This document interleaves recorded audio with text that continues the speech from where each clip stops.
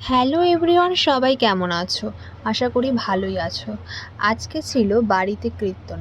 এর জন্য সবাই এদিকে গুছিয়ে নিয়েছে। দিদুন, কাকিমা সবাই মিলে ঠাকুরঘরে সব কিছু গুছিয়ে নিয়েছে। এদিকে ঠাকুরমশাই এসে গেছে, সব কিছু রেডি করছে পুজোর জন্য।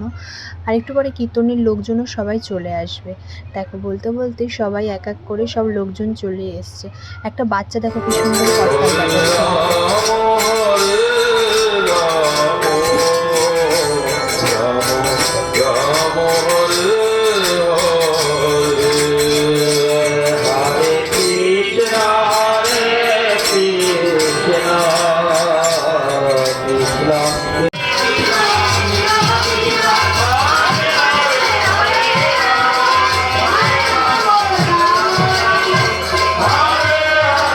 এদিকে দেখো আমাদের অঙ্কিতা কত সুন্দর রাধিকা রানী সেজেছে, কত কিউট লাগছে ওকে দেখতে।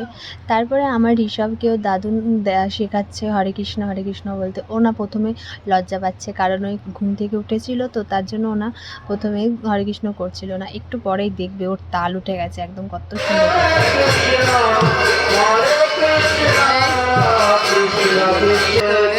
করো বাবা করো, কৃষ্ণ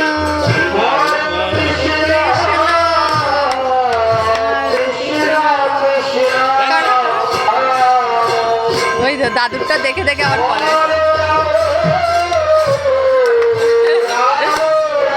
দাদুরটা দেখে দেখে করে।